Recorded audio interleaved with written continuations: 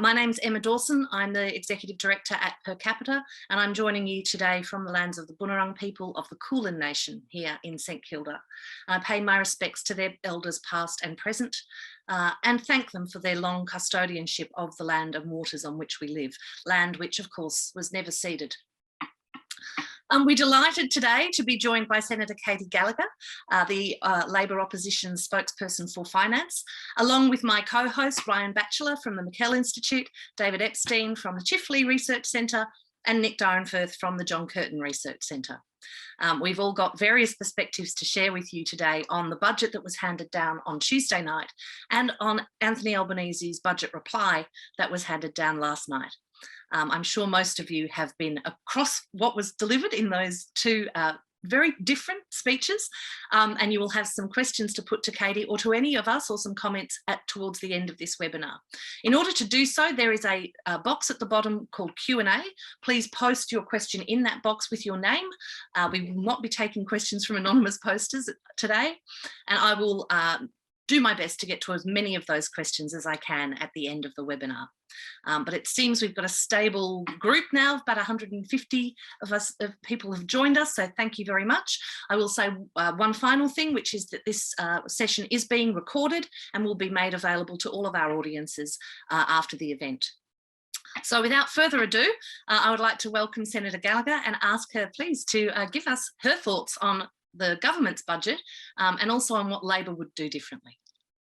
Thanks very much, Emma, and thanks to the team at Per Capita and the McKell Institute for inviting me here today and for giving me an excuse to escape the Estimates Committee room at the end of a big week. Look, I think what you've seen in the last week is a contrast, a real contrast and a real contest between the government and the Labor opposition as we head into the pointy end of the electoral cycle.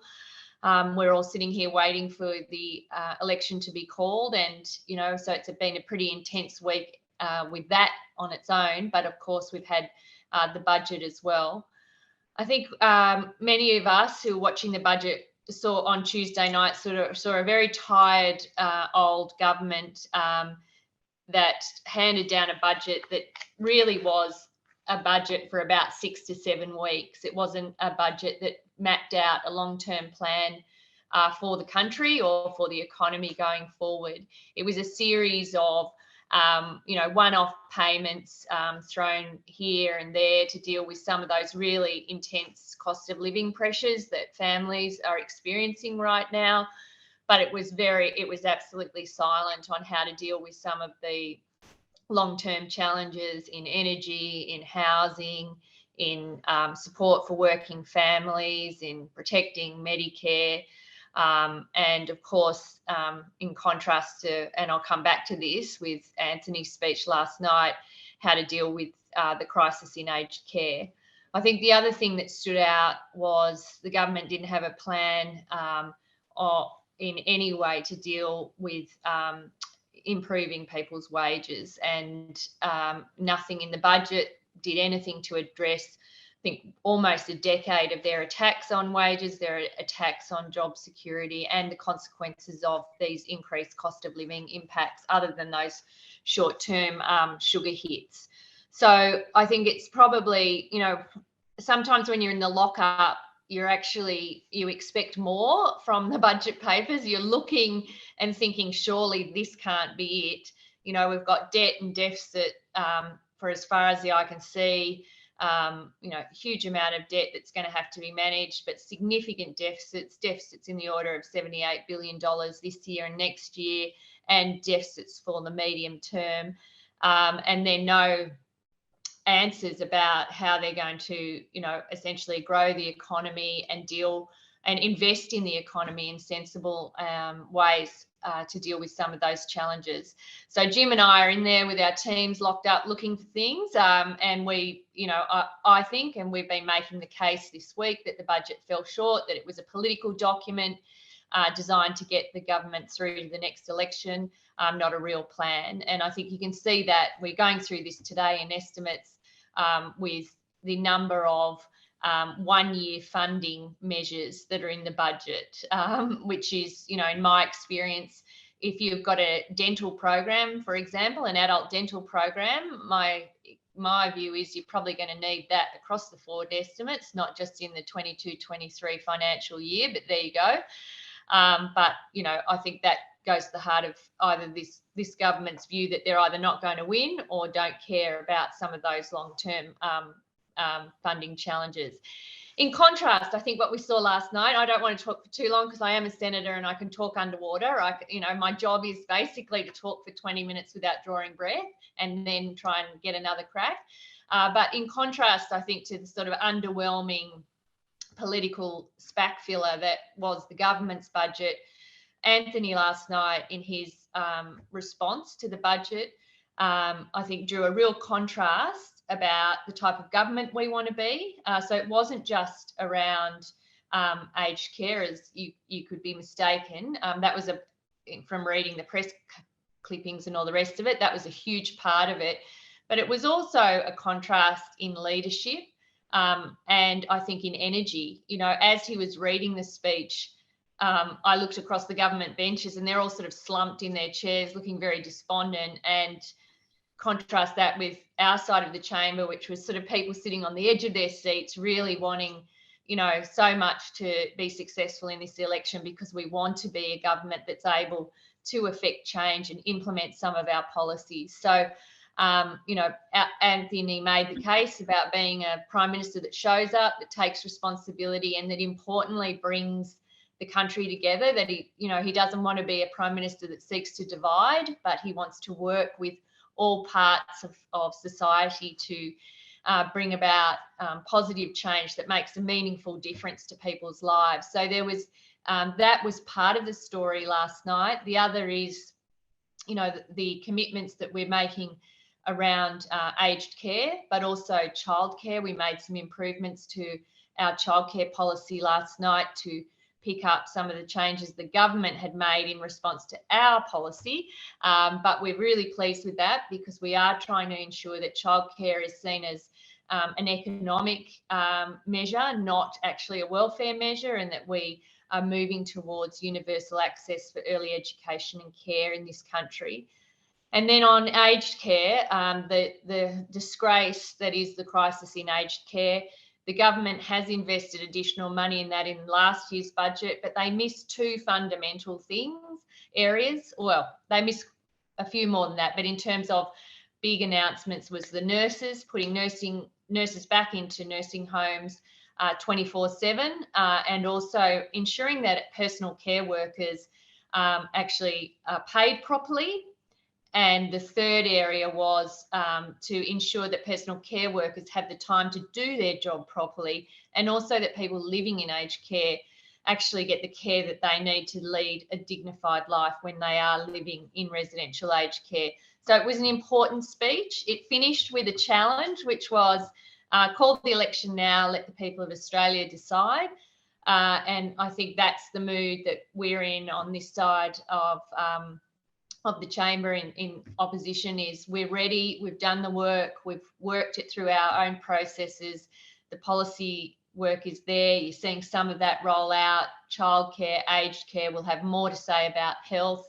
We've put out our policy on Powering Australia, our skills policy, our free TAFE places, our university extra places, our housing policies. We've had some of that, there's more to come.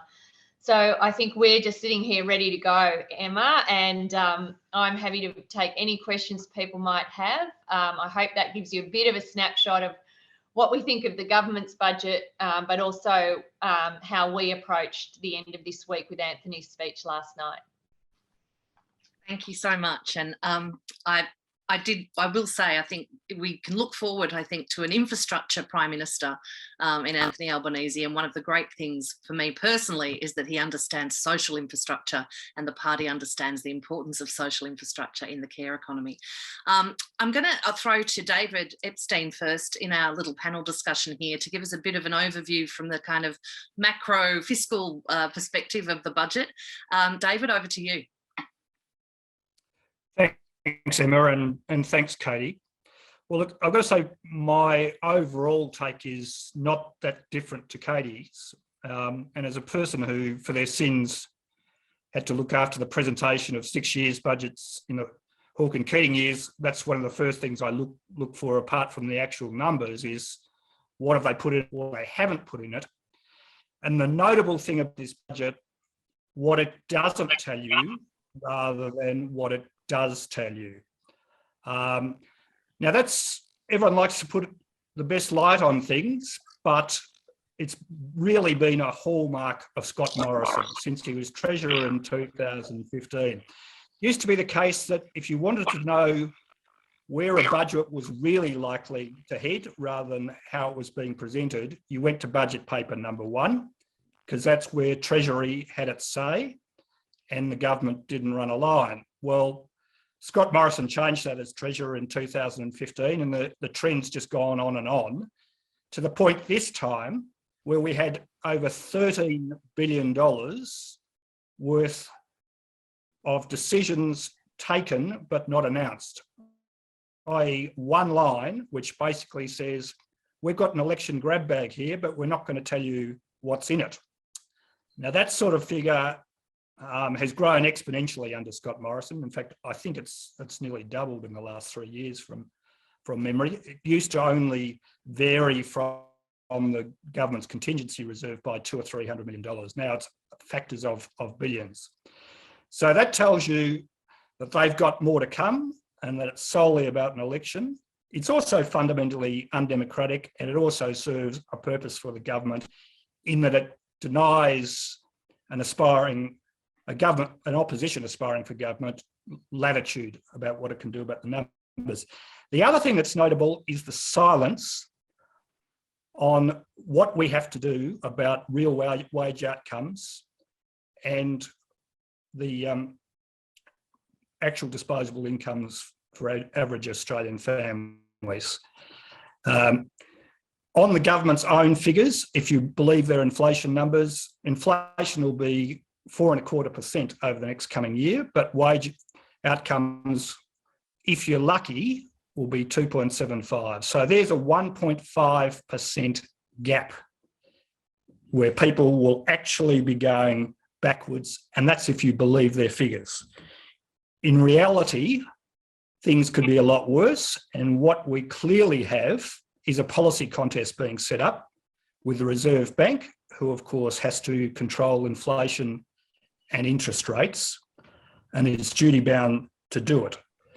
So if we're looking to deal with the real wage dilemma that we're facing, which even the Reserve Bank Governor has acknowledged, and the fact that over the past decade we've had a constant shift of national income from households, basically, through wages and income, their incomes, across to corporate profits and capital gains, you won't be seeing the answers. It has nothing to say about how we actually tackle those sorts of problems.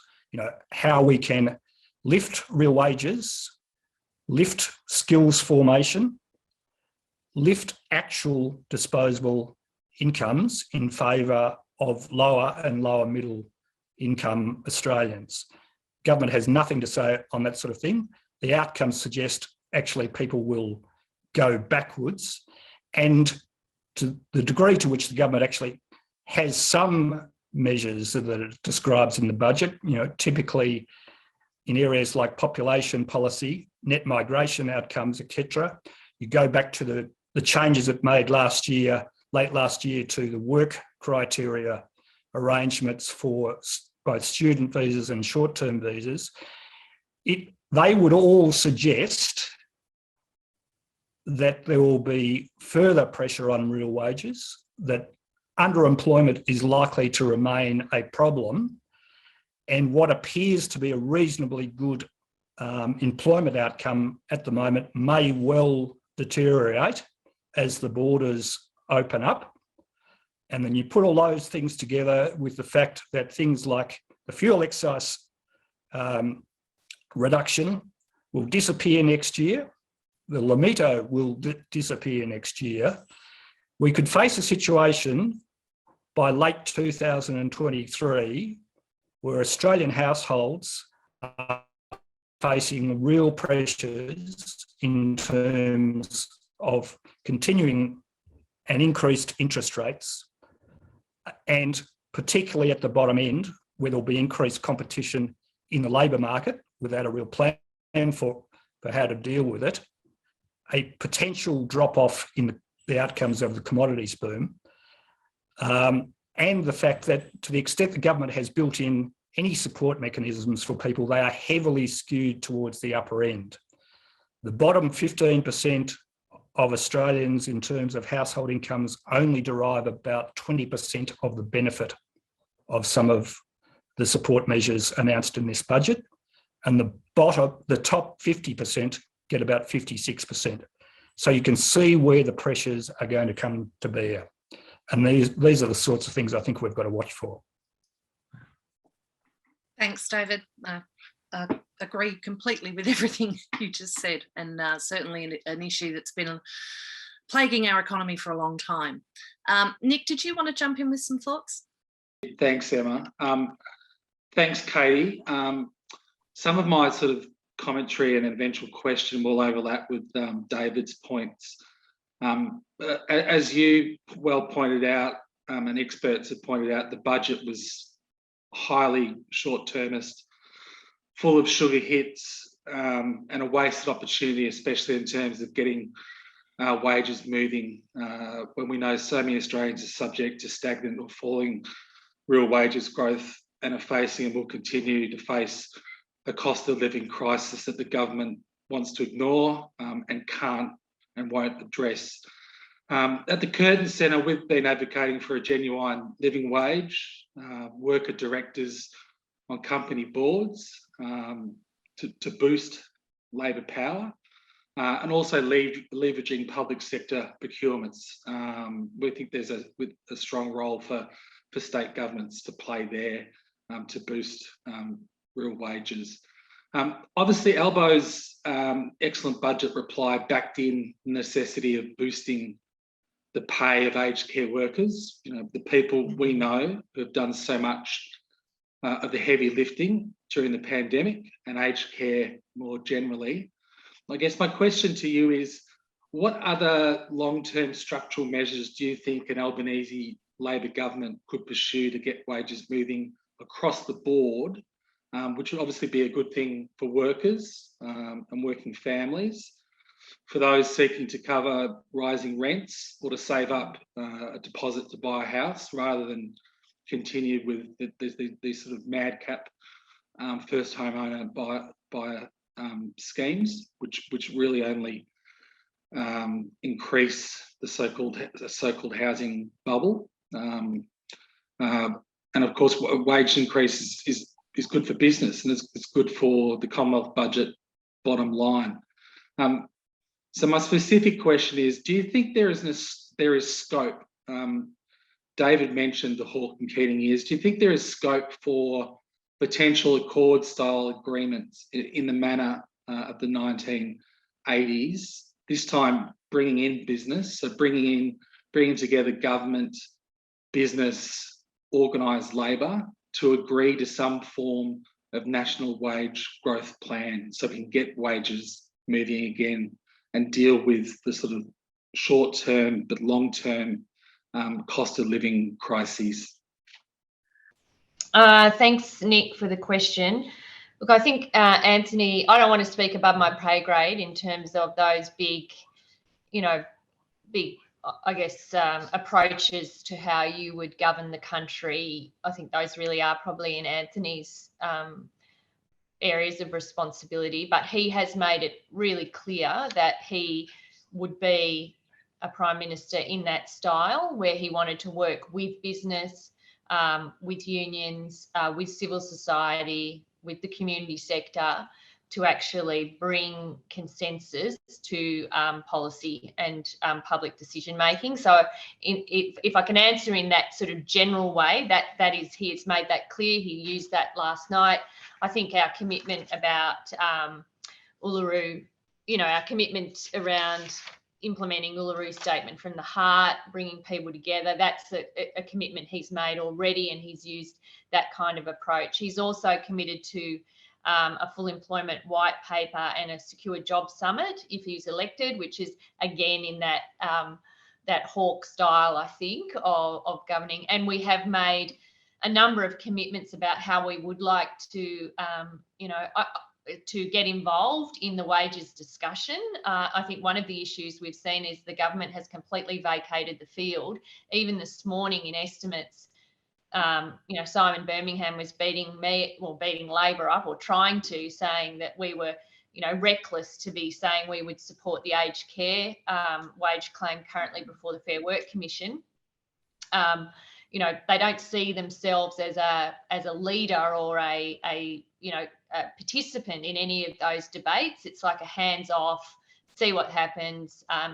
Never forget the deliberate design feature of the economic architecture that Matthias used, and that's the approach they've taken. Unfortunately for Simon this morning, the Prime Minister then backed the wage case with the Fair Work Commission, so it seems that they will support it. But we have, Tony has made a number of commitments as IR Minister as well, about same job, same pay, about having a proper definition of casual, about dealing with the gig economy, about, we've made it clear we would involve ourselves in those wage claims, particularly in the care economy. So I think you would see, we do see ourselves as an active player and an active participant in that debate.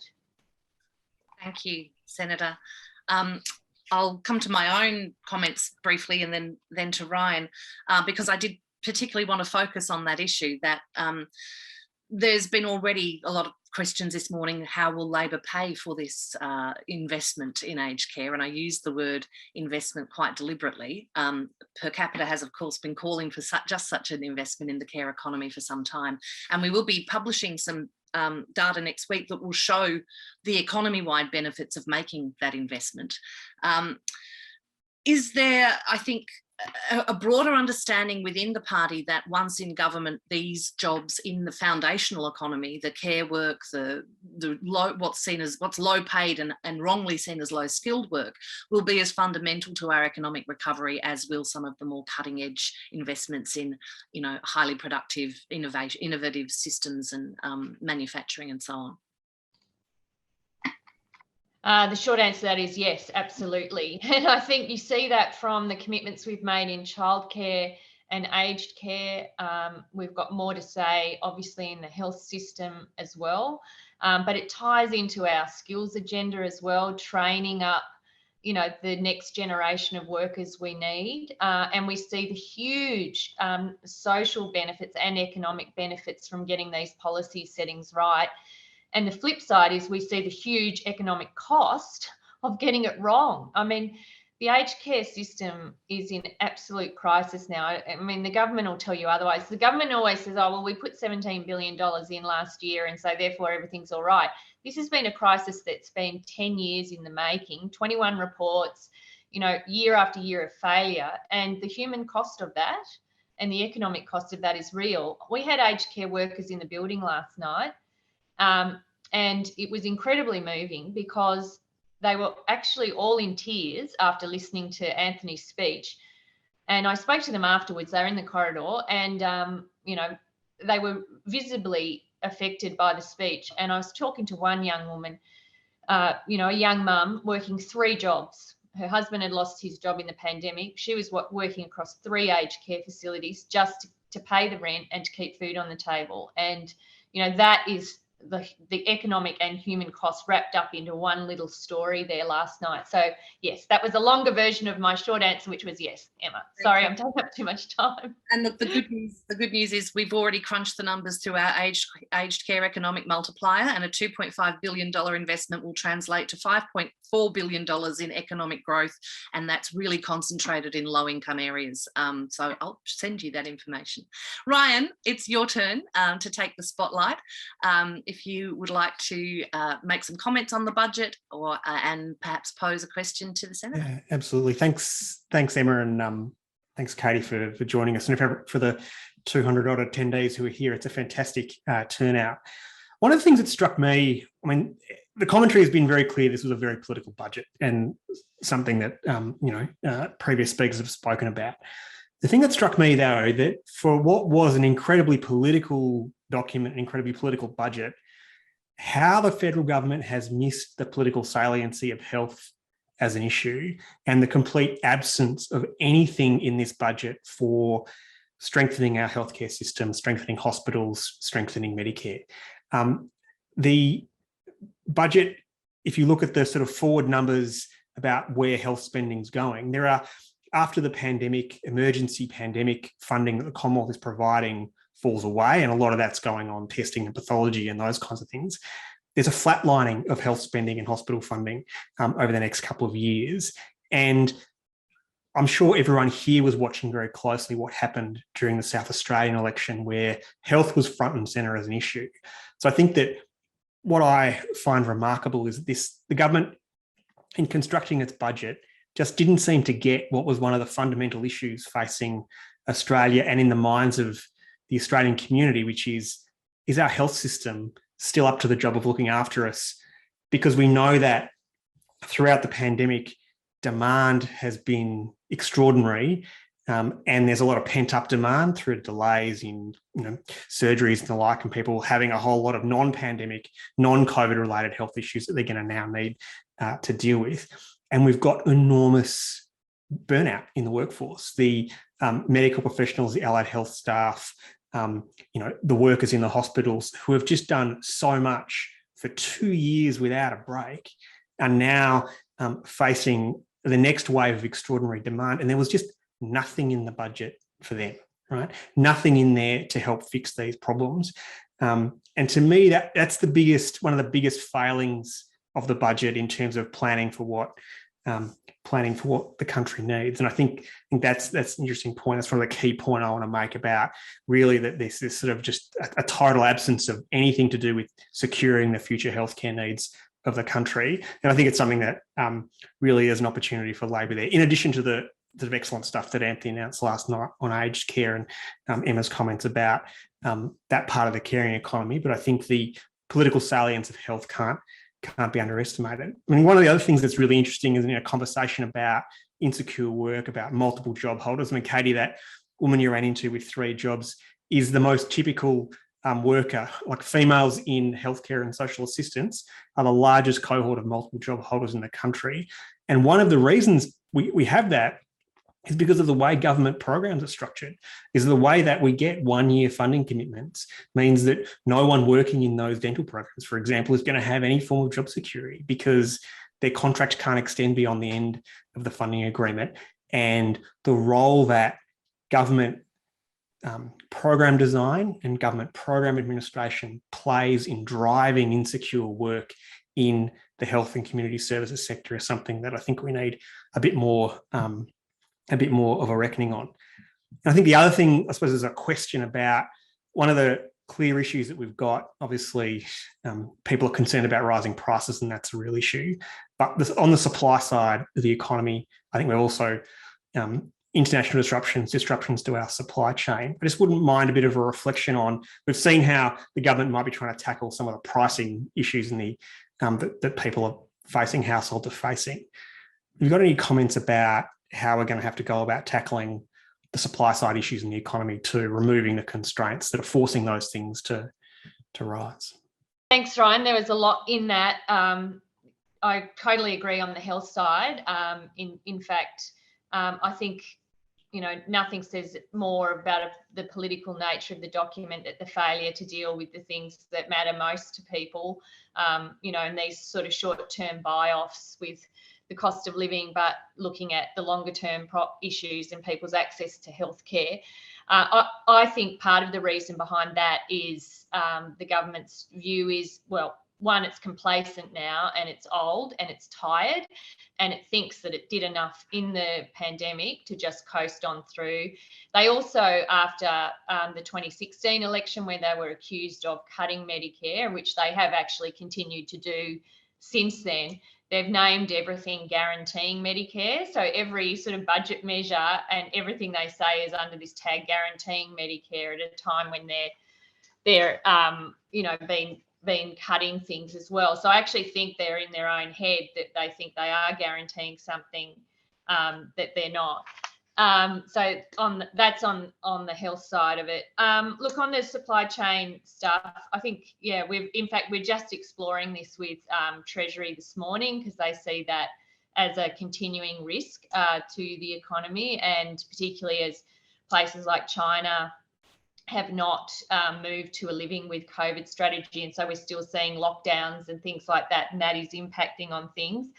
I think one of the areas that we have focused on, and I've been working with Ed on, is, and one of Albo's key kind of, priorities going into the election, is this concept of a future made in Australia, where we are doing more here, building more here, driving that growth in different industries, but also how we use our government procurement to help support that approach. So Ed and I have done the Buy Australian plan in order to leverage the, it's a $50 billion a year spend that actually leaves the Commonwealth going into different areas of government procurement. So we think more can be done there, but I think it will remain a challenge as we work through some of the side effects or after effects of the pandemic. My final point, and it's about the one-year funding arrangements. I completely agree with that. And certainly when I was ACT Chief Minister, we were moving towards longer term contracts. There's a balance between accountability of public funds and delivery and things like that you have to keep in track, but it's a plague for the community sector or the not-for-profit sector to have to exist on hand to mouth year by year. And that's something that Jenny McAllister under her work and Linda Burney and others have been working with me on. If we were in government, we would want to see longer term funding partnerships with those services that are delivering, key urgent, coal-face services to the community. I hope I touched on everything there, Ryan. I think you did, Senator. And before I open up to the panel, I just wanted to one further issue and one further question really around that issue of wages and the macroeconomic settings around standards of living, which I think David covered really well in the beginning. But I just point out that the Treasurer, when asked about wages in his budget and following his budget, repeatedly pointed to the unemployment rate as the solution. And it's true that the unemployment rate is as low now as it was in 2008. Well, that's the last time we had an unemployment rate around the 4% mark. But back in 2008, there were half as many people in receipt of income support as there are today. There were many, many fewer people underemployed as there are today. And even though we're seeing huge labour shortages in key areas of the economy like aged care and hospitality, we have the peak body for hospitality coming out today opposing a minimum wage increase. Does Labor understand really that nexus between the headline unemployment rate and not just wages, but the standards of living of people in the economy is not the clear correlation that it once was? And how, I know that yourself and Jim have also talked about measuring our economy differently and thinking about measures of success differently. How might Labor approach that to really get a better understanding of what the reality is for households, not just aggregate economic growth, but household level growth and improved living standards? Okay, so yes, well, I would start by saying that a Labor government would be much more interested in understanding household impact of, what's actually occurring in the economy. And you can always use, and I think the Treasurer does it every day, where he uses, one number to sort of paint a picture of something that isn't really the reality of what's happening on the ground for people. So yes, I mean, that's the focus of one of our key areas in this election, is about secure work. You can't, I think when you pick through and look beneath the headline number, it tells a different story, particularly in those lower income employment industries.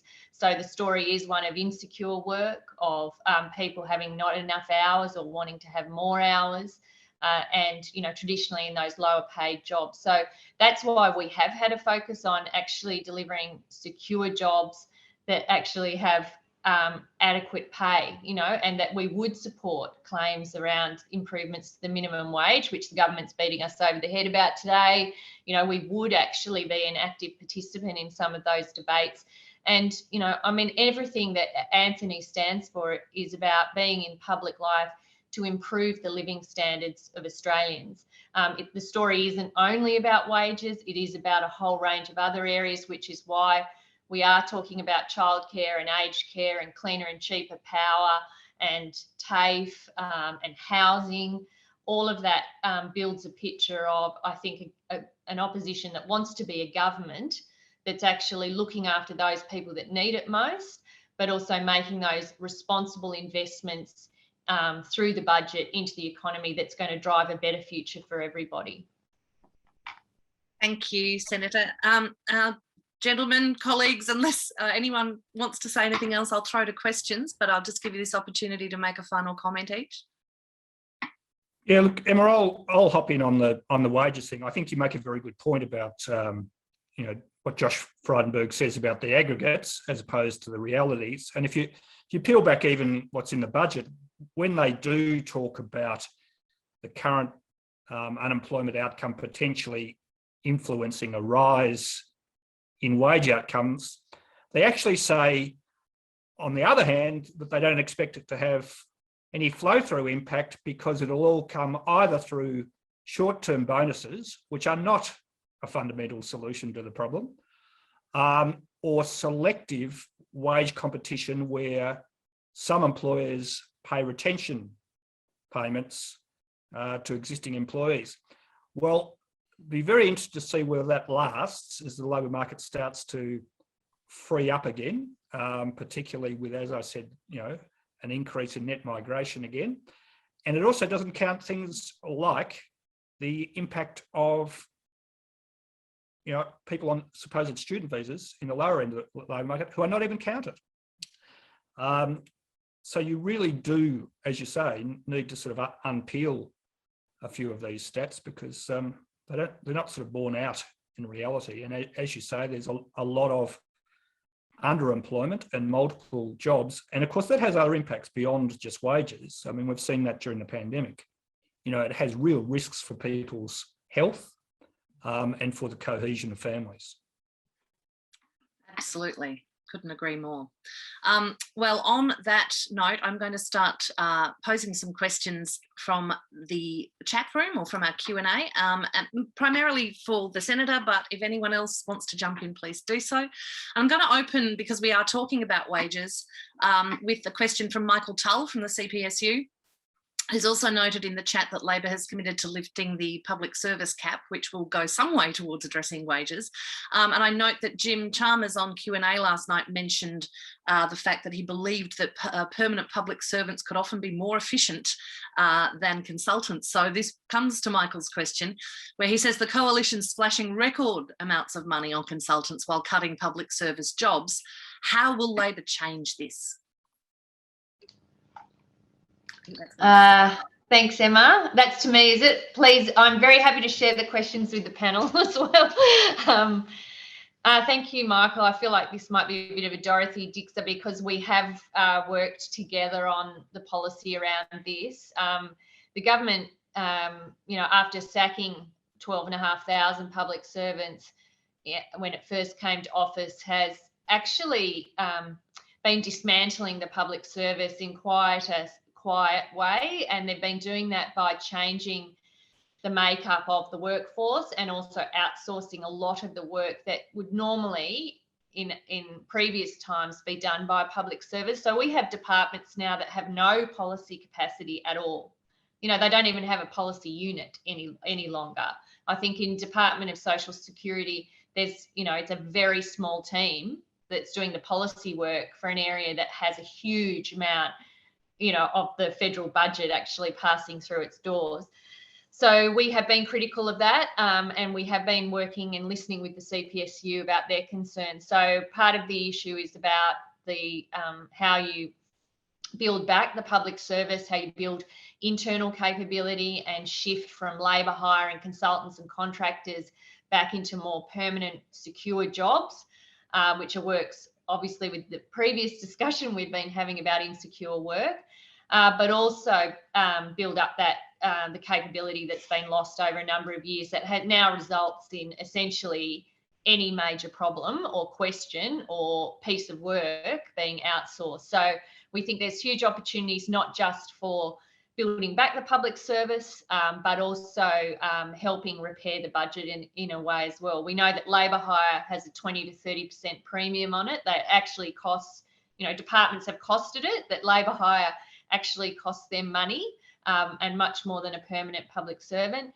And the amount of money, I think it's $500 million in consultants and contracts have gone out the door in the first 8 months of this financial year.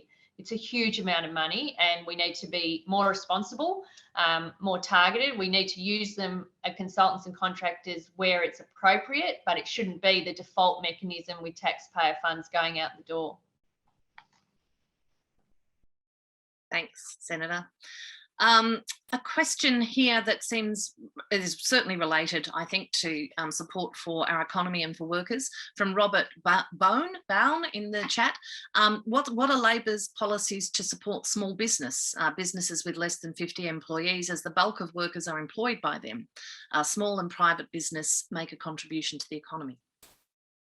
Yeah, absolutely. And that's a bit of a harder one for me to answer, in the sense that our policy is being finalised, and Richard Miles will be answering that, but it does feature as part of our Buy Australian plan and our Future Made in Australia. So we've been very clear that we want thresholds lifted, so more small businesses get the opportunities that are currently going to much larger companies and indeed many multinationals. We want the way that government packages work to be done in a way that encourages and gives those opportunities to small business. And that is, at the moment, a lot of that isn't happening. And again, without being in government, it's hard to know why, other than, a bit of complacency, and it's, more difficult to package things into smaller amounts so people get a fair crack.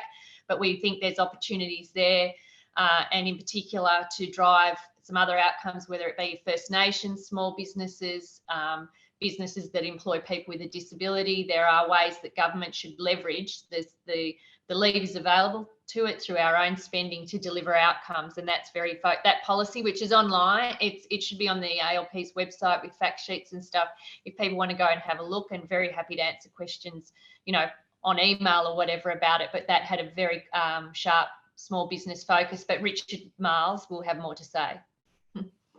Thank you. Couple of questions in the Q&A about our tax system, of course. It's never a pleasant time to talk about tax just ahead of an election. And Jane O'Sullivan's noted that Labor's now committed to passing, or not to repealing, the stage 3 tax cuts, but wonders if there might be room to postpone them. But more, I think, holistically, Tim Diamond asks, obviously the changes to our tax system have been quite regressive under this government. What could the next Labor government do to restore progressivity to the income tax system? If not on earned income, is it possible to look to tax unearned income more?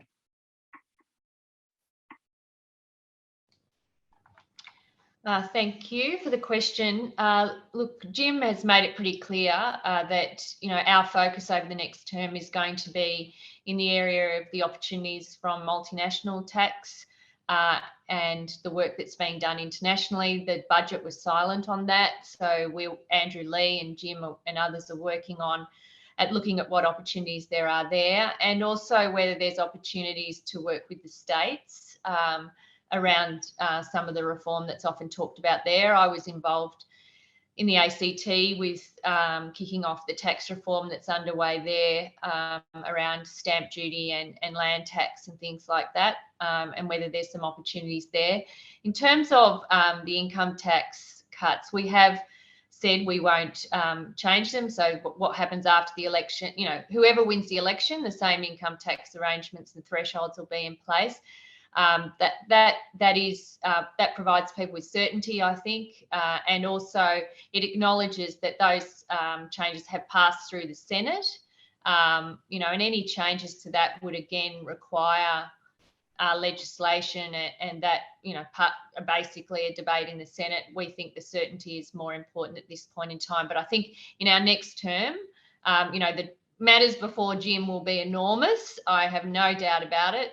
You all know what sort of guy he is, so I'm sure he will apply his huge intellect to all of that, but that he's made it clear our priority is really around multinational tax reform, and if there's some opportunities to work in a collaborative way with the states. Thanks. Did anyone else at this point want to make another comment from the panel? If not, I'll go to the next question, which comes from Craig Wood. Will the ALP's fee-free TAFE program be specific to TAFE as the public provider of vocational education with a history of delivering quality, or will it be a voucher for vocational education that's open to public money being shoveled into the pockets of for-profit private providers, says Craig? Thanks, Craig. Yes, the policy is targeted at public provider, so the TAFE system, and I think it's not only the places. I think we've also got some investments to make around facilities in public TAFE as well. We think that's really important as part of, lessons learned, I think, of previous programs, but also making sure that the public provider is supported and, isn't the provider of last resort or anything like that, that we are making those investments into the public provider and get those skills and training opportunities that so many people deserve. I think it's around 465,000 free TAFE places, and then working in consultation with, with the TAFEs themselves about other investments they need in terms of capital. Emma, if I can just jump in there, I think the importance that TAFE is going to play in the nation's economic recovery, I don't think anyone can underestimate here or on the call, given the scale of sort of workforce shortages that we're going to have, the different kind of, and the pace with which we're going to need to do training and retraining. I think that's the other thing that we sometimes don't think about when we talk about workforce shortages and the need for more workers, is that TAFE does a remarkable job at getting people the skills that they need, efficiently, and in the places that we need them to. So retraining, upskilling, those sorts of things. So I think, I think from an economic point of view, the sort of issues that the economy is facing, many of them are going to be solved through an investment in not just skills, but in TAFE. And I think that's a really important point in the context of this budget. Here. It's been a program that's been working very well here in Victoria, of course, and I think we've got a report coming out from my colleague Shirley Jackson next week, a blueprint for better, cleaner jobs, and providing free TAFE in areas of skills shortages across the country is absolutely critical to that agenda. So it's a good policy. Moving on to my next question, Jane O'Sullivan has a question around immigration. I'll read it out verbatim. Will Labor aim for lower immigration than the pre-pandemic level to protect wage growth and stamp out exploitative employment models, as well as our environment and urban amenity?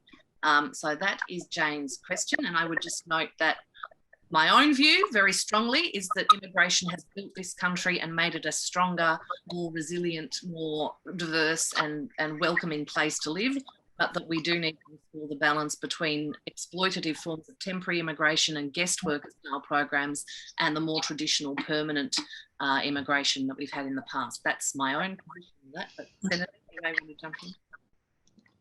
Thanks, Emma and Jane. Yeah, look, I think I would completely agree with Emma there. I mean, immigration plays a very important role in the building of our country and in our economic success story. I think the issues that we've seen, again, from a complacent government that doesn't have, it seems to not care. I try not to be too mean about them, but who seems not to care very much about wages and job security, that they have allowed some of the visa arrangements to operate in a way that undermines wages and jobs. And, I think the solution here that we're looking for, and Christina Keneally will have more to say about this in the next few weeks as well, is about how you sensibly use the visas available to ensure that you're matching, the skills you need with people coming in for those jobs, and that you're still giving people here those opportunities as well. So I think it's a matching and sort of active participating in ensuring that the immigration who's coming into the country are the people that we need for those jobs. And obviously then there's, that's on the work visas, and then we've got other parts of the immigration system as well, which Christina will have more to say about it. But I absolutely agree. And, it really, I think people have seen through the pandemic, some of the, with the borders shut, we wouldn't want to see that as an anti-immigration message at all. But we do think there's a role to make sure that our processes and our visas don't undercut jobs or wages, but ensure our economic success story, which is closely linked to immigration, continues. Thank you. Got time for one or two more questions. John Power, you were the first one to post a question, so I should ask it. It would only be fair. And this relates to Labor's, I think, terrific announcement last night on aged care, addressing many, if not most of the problems in the aged care identified by the Aged Care Royal Commission. But John asks, can the problems of aged care ever be solved while it's a privatised commodity?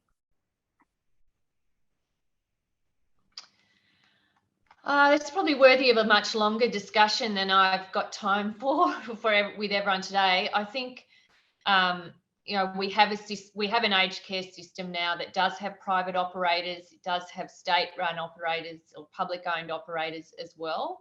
And I think in the next 3 years, looking at what we're able to shape, it's how we ensure that the public money going into those operations or those businesses is properly accounted for and is transparent to the public. And I think that has been an issue. It's one of the policies under the aged care policy that was announced last night by Anthony. That I think it's in our 5-point plan. It was the 5th point, which is, accountability and transparency about the money going in.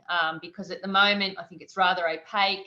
The regulations under the various pieces of legislation and the reporting by the Aged Care Quality and Safety Commission, we think can be improved to ensure that we are getting not only that the public dollars are going where they need to go, and that is into the care that's actually provided to people, into the food that is provided to people, into the facilities that people live in, that we are keeping a close eye on that and reporting back to the community. But I think it would be difficult, considering the way the system has evolved, and to change that certainly in the next 3 years. I think the focus in aged care has to be on improving the quality of care in the existing arrangements that we already have.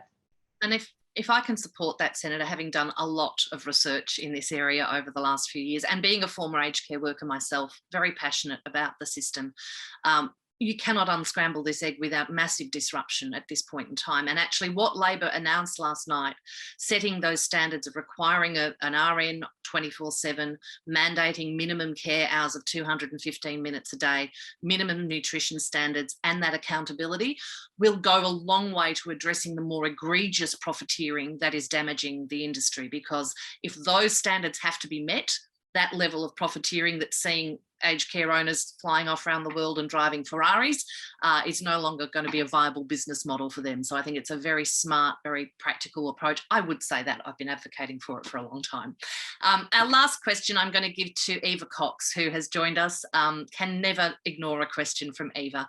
And it's a good one, and I think one that we are going to have to grapple with, if not before the election, certainly soon after the election, which is what are we offering to those who offer unpaid contributions to our society and are often dependent on welfare? Not just people looking for work, obviously, but carers, people with disabilities, who are living, many of them, significantly below the poverty line, and there are many more of them now reliant on those payments for much longer than there were when this government came to power. Well, and again, I would say that, some of the areas where we have already announced investments is precisely to recognise that. If you look at our commitments in childcare and our commitments around aged care, NDIS, of course, that is, well, I would hope part of the focus of that is to ensure that we are, through the state, providing investments there to relieve some of the burden on, well, not the burden, but the contributions that are being made to support that work. I think one of the challenges that we're going to have, to be fair, Eva, is we're not going to be able to undo 9 years of neglect of this government in 1 year or in 2 years. Like, it is going to take time to deal with some of the challenges that we know exist, you know, and certainly in the care sector and in those living on payments and finding it really hard to make ends meet. You know, one of the things Jim and I have asked all shadow ministers when they're bringing policies to SERC to go through our processes is we want to actually, if we are going to make investments, we want to make sure, one, it delivers, you know, an outcome for people, you know, it actually makes a difference in their lives, and that it delivers, you know, I guess an economic dividend as well. You know, we have a number of different measures that we assess our policies against, but we are also mindful that there's a lot to do, and we can't do everything we would like to do. As Shadow Finance Minister, I have the unfortunate job of saying no to a lot of really good ideas. I would say that having Linda Burney in my ear all the time on these matters means that you will absolutely have a very powerful voice in the sitting around the cabinet table, reminding all of us about what needs to be done for those who, you know, life is particularly hard in making ends meet. And to be fair, we will have more, you know, Linda will have more to say about that as well. Thank you, Senator. I've done too much of the housekeeping and moderating. I'm going to throw to Nick Dyrenfurth from the John Curtin Research Centre to wind up today's conversation. Thanks, Nick. That is all we have time for today. I think it's been a terrific session, and we could have kept going for hours and hours and hours. Can I firstly, and most importantly, thank Senator Gallagher for her contribution, given her busy schedule, particularly at the end of this sitting week, budget sitting week. Can also thank our fellow think tank co-hosts, Emma from Per Capita and her team, especially for doing a lot of the hard lifting around the logistical work of setting up the webinar. Ryan from McKell, and of course David from Chifley, and of course our highly engaged audience. So I don't think I've been on a webinar before where there has been that level of engagement and passion. You can rewatch today's webinar via YouTube and our various social media platforms. Make sure you tell your friends, family and workmates to give the session a watch. Senator, good luck for the upcoming federal election. Millions and millions of working and middle-class Australians are desperately in need of an Albanese Labor government, a good reforming Labor government. But for now, sadly, that's it. To all and sundry, enjoy the weekend. Enjoy the election, if that's indeed possible, and get out there campaigning. Hopefully, we'll meet on the other side of May with a Labor government in place. But for now, it's good afternoon and goodbye.